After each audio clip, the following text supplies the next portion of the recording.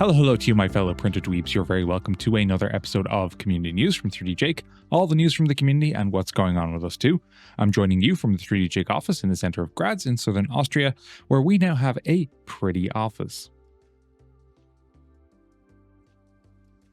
Here's what's going on in 3D printing right now.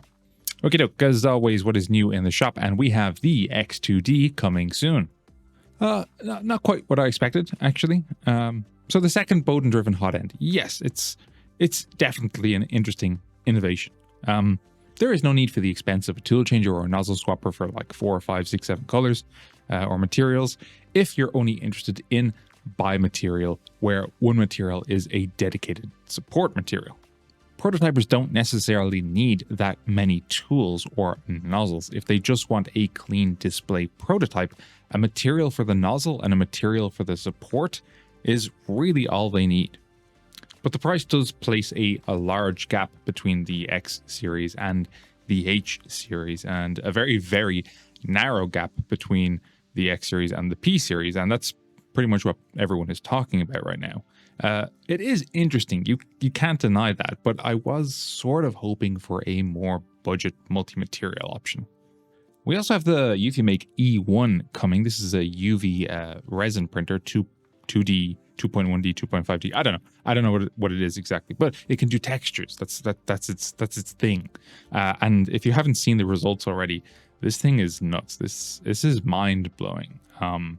Yeah, a video is in the works soon, and you can see some pretty results right now. But if you have any questions about this, like, ask us right here, because it's nothing like we've tried before. It's a totally different machine. It's so cool. And Prusament from Prusa, obviously. 84 different spools of filament, which is awesome. Before, we just had the Buddy 3D range from Prusa, which was just PLA, PETG, and ABS. But now we're getting the full Prusament range with all the fancy stuff. So fiber filament, the new Ultra Glow, magnetite filament, if you're interested in that. Fun for all the family. In more depressing news, a while back we covered the law proposed regarding 3D printers to include detection software in Washington State in the US. That's spreading, unfortunately. So in New York, Colorado, and California, there are now bills popping up, and they vary. So in New York, there is a similar detection software bill being proposed, but also background checks on anyone buying a 3D printer that can print a firearm component. And in Colorado, one making it illegal to print a gun, but with very weird and vague wording and conditions. And in California, one to standardize a list of approved 3D printers that have blocking software. When I heard about the Washington law, I thought this was just a little bit too insane to continue, but here we are. Right now, there is no proposal to regulate 3D printers to the same extent in Europe, where we are. But there was a proposal back in February to make EU law stricter on the fabrication of 3D printed guns. And this was mostly concerning the distribution of files, not actually about the fabricating hardware itself. So we are safe for the minute. RMRRF 2026 happened, the Rocky Mountain RepRap Festival, now in its 4th year in Loveland, Colorado. Some great live footage, both from Canuck Creator and the Edge of Tech. I'm not going to say much here. Better to just check out the full footage from these creators and many more, of course. If you're interested in what's going on in the RepRap community, you got to check these out. Jantech came out with this great video on filament chemical smoothing. So he goes over the usuals: acetone for ABS, IPA for PVB. But one thing I was completely unfamiliar with was a chemical smoothing solvent for PLA. PLA is relatively difficult to smooth. I was familiar with THF as a smoothing agent, but it's very difficult to get. It's not widely available unless you work for a lab, and its safety, especially in untrained hands, is of concern. And it can actually form explosive peroxides over time during storage. Jan talks about another chemical called dioxylane, which is actually very, very, very similar to THF. It's actually just a methylene group that's swapped with an oxygen, hence the name. Dioxylane is also a safety risk, but less so. And it is already being sold as something called play glue, which is marketed specifically as a PLA smoothing agent. It shows promise. Jan got very impressive results actually, but as always, be careful with solvents.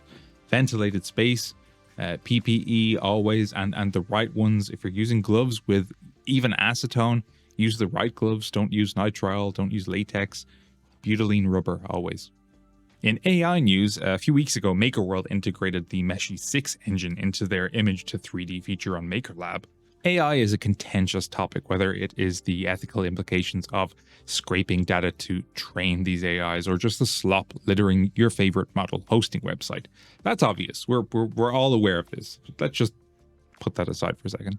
For those who don't know, Meshy is an AI 3D model generator. You give it a text prompt, an image prompt, or a model prompt, and it creates a 3D model for you. And now, Bambu, via Makerworld, via Maker Lab, have integrated Meshy into their generator. Bambu have been no stranger to generative AI, incorporating most into their Maker Lab platform under a credit system. They tend to be trendsetters in general, as you probably know, but not that many other big brands have dipped their toes into generative AI as much as Bambu have. So Creality have Make now, but it's not as developed as Maker Lab, and Eufymake use AI in their studio software, but it's not generative to the same extent as Bambu. It's more of a workflow support tool.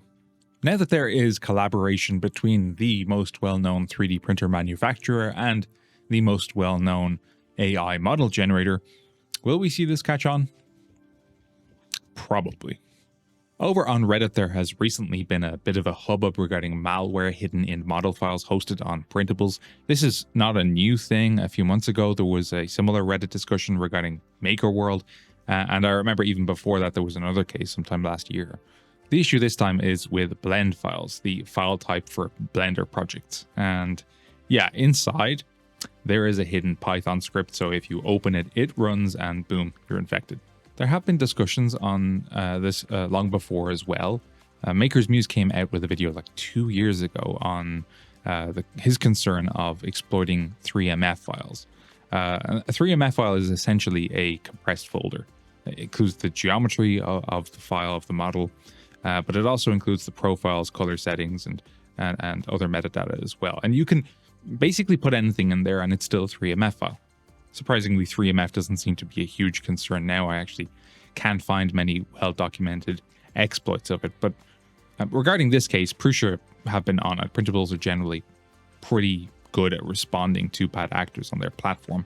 There are calls for more intense security, such as deeper model scans when uploading. But to me, this also kind of highlights something that has been relevant and simmering in the community for some time.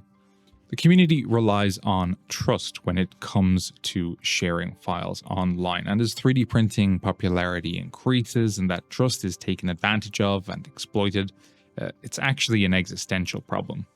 If we have to rely on security and automatic moderation from a hosting site rather than community reports, then that site is less of a community and just more of a service.